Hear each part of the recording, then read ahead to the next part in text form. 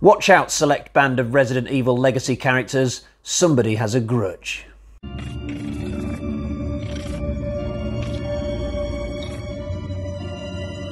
Hi guys, I guess it's time for my review of Resident Evil Vendetta, the third and to date final film in the Resident Evil animated series. This one came out in 2017 and features a brand new villain called Glenn Ares. This guy is basically a buyer and seller of what we call in the Resident Evil world b.o.ws.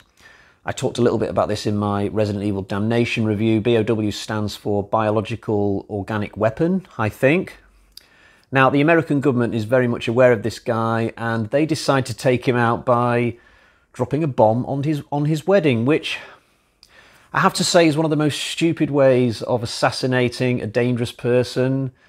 Presumably there are people at this wedding who have nothing to do with Ares' criminal activities. I mean, he could have his Aunt Dot there, who by day is a teacher of disabled children or something. So it's a little bit stupid when you really think about it. Of course, Ares survives the attack, his bride doesn't.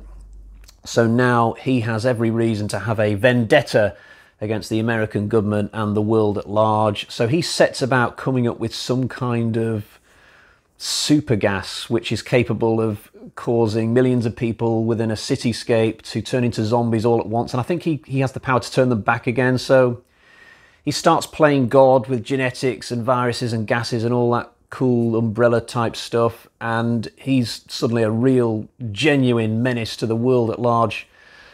And he also has a secondary objective in this film, which is to find himself a new bride, and he decides to choose for this, not out of coincidence, a young woman called Rebecca Chambers.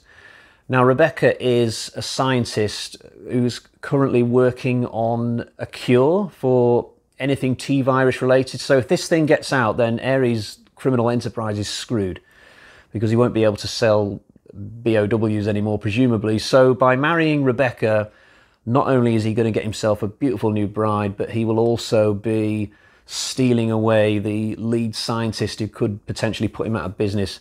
I say lead scientist, I think she actually is, even though she looks about 22 in this film.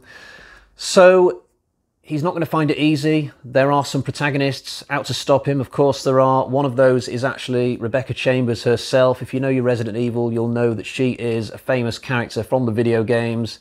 I can remember her from two games in particular. She was in the original on PlayStation 1. She only had a small part in that, and I think you had to play as Chris Redfield in order to come across her a little bit. Now, I've played that game now and again over the years, but I usually play as Jill Valentine because I like to have more item slots, so I think I've only come across Rebecca once, if ever, on that. I mainly remember her from Resident Evil 0, a spin-off game where Rebecca was the main character.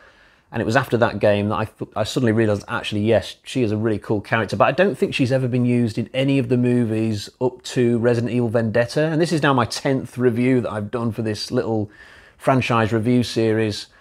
I think she was probably the biggest Resident Evil character that Paul W. Anderson didn't use for his Alice-centred run of films. So it's great to see her turn up here. We've also got Leon. He is the one constant throughout the animated films. And we've also got Chris Redfield making his debut. And I thought at the start of this that Leon and Chris were going to butt heads a lot in this story, because they do sort of occupy a similar use in terms of the narrative. They are the big action guy, and I thought they would sort of get in each other's way and be very antagonistic towards each other. I thought they'd be pissing on the same bit of floor and maybe get into some kind of awkward love triangle with Rebecca, but none of that comes to pass, thankfully.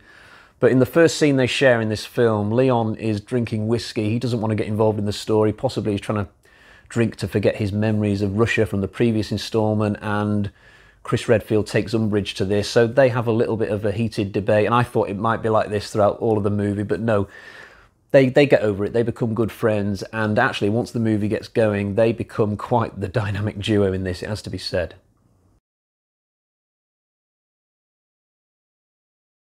I'll say at this point that we finally, at the third time of asking, have a Resident Evil film which is worth shouting from the rooftops about as something any Resident Evil fan should watch, regardless of whether they have any predisposed notions that animation is not for them. I thought this was a terrific movie. Degeneration, the first one, was good, sure. Damnation, good as well. But I kind of felt that those two movies were for diehards only, you know, a bit of casual fluff just to keep you going until the next genuinely great Resident Evil project. For my money, this film, Resident Evil Vendetta, is one of those projects. It is absolutely a step up from Degeneration and Damnation. I enjoyed the whole thing from start to finish with very, very few misgivings. Where do I even start with this one? Let's talk about the action, actually. I know that none of this is real, none of it's real stunt work, but it's so damn entertaining. It does play a little bit fast and loose with the physics. You know, there are moments where characters are thrown 50 yards and they don't break a rib, and at one point, Leon Kennedy gets onto a motorbike in a really unrealistic fashion and starts shooting dogs that are running at him 100 miles an hour, but I can live with that stuff when the rest of the movie is so damn entertaining. Actually, I think the first two movies were a bit better on that score. They didn't have any moments, or they didn't have many moments which took you out of the movie in terms of their realism, but if this is Resident Evil Vendetta's only crime, being the worst of the three movies for that, then I will forgive it. And I love that sequence with Leon on the motorbike. It's so cheesy, but it's so fun. Chris Redfield gets his own fantastic action moment where he's trapped in a corridor with dozens, possibly hundreds of zombies, and he just starts taking them all out with all these fancy moves. He's only got an M16 and he's got tons of spare clips on him, and he's got this fancy way of changing the magazine really fast. It's very flashy. If John Wick was in a zombie film, it would look something like this. It's an absolutely phenomenal sequence, and the ending as well with the final boss is very well staged. It is something that we've seen countless times before, you know, having the main human villain suddenly turn into some wacky creature, and of course he's got like a red flashing heart in the middle of him, which might as well be a sign saying, shoot me here, because the rest of my body is pure armour and that won't do anything to me. But there are two reasons why I loved this particular end sequence. Firstly, we didn't get something like this in the previous installment, Resident Evil Damnation. I think if Vendetta had come after Degeneration, which had another boss like this one, it would have felt a bit samey doing it twice in a row. But the fact that we've had even a small break from it just made it great to see this kind of confrontation again. And secondly, whenever we do get a boss like this, whether it's in a Resi game or a film, it's usually underground in some kind of bunker or lab. This time around, not only is it overground, so to speak, but it's also at the top of a very high skyscraper, so you've got the threat of falling in there as well. At one moment, I think Leon and Ares are rolling around on this glass pane and it starts to crack, and you know that if they go through this, they're going to fall to their deaths. My only gripe about the excellent final half hour to this is the fact that Rebecca Chambers is a little bit sidelined. Throughout the movie, the characterization of her is so good that when it gets to the end game, it does stick in the craw a little bit. The script at that point says, okay, it's time for Leon and Chris to step up and do their thing, and we'll just have Rebecca drugged and off to the side. I felt that they could have used her a little bit more in terms of the final action. Even if she's just in the thick of it, trying her best to contribute, that would have been something. But it's a minor complaint. I loved the action in this film, and I loved the conclusion to it as well.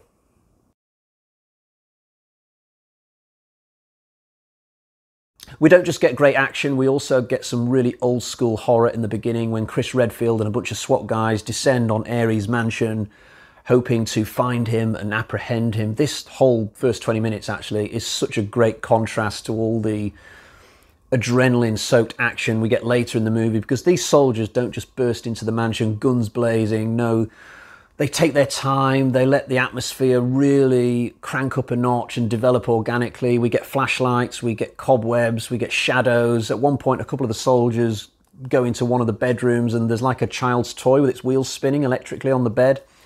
And you could tell that these soldiers are looking at this thing and thinking, what the hell, how is that moving by itself?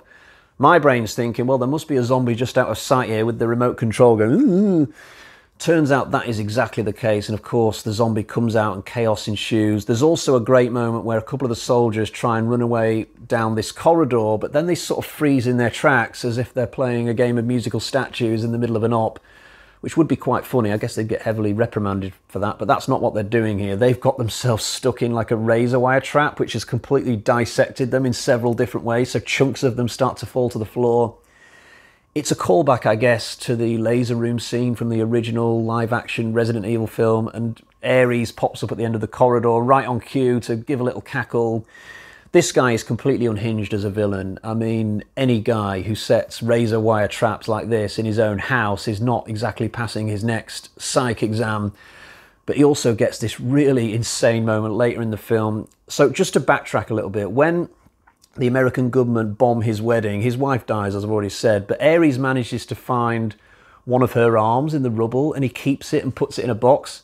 So later on, when he's telling Rebecca that he's going to force her to marry him, he also tells her that he's going to take one of Rebecca's arms off and replace it with his dead wife's arm that's all rotted and maggoty, so that there will always be a bit of Rebecca that reminds him of his ex-partner.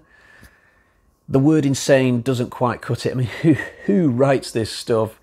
Ares has also got a couple of, I guess you'd call them lieutenants in his midst. He's got this guy who's like a blown up, steroided version of Kane from See No Evil 2. And there's also this female agent he's got called Maria, who I guess reminds me a little bit of the Daryl Hannah character from Kill Bill 2. Because every character I talk about in a movie has got to remind me of some other character from another movie, and I've always got to share that.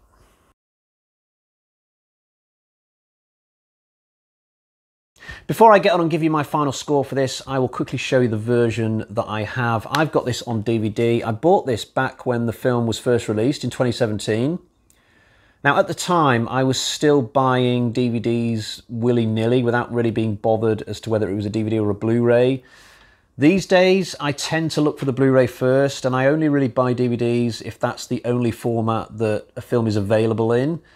But I'm sort of glad that I still have this, because it gave me a chance to sort of compare this to this. Now, I watched Degeneration on Blu-ray, and I theorised at the time I did my review that it shouldn't really make any difference whether you're watching an animated film on a Blu-ray or a DVD. I mean, what difference in quality could there possibly be? Maybe somebody who's more of an expert in such things could tell me.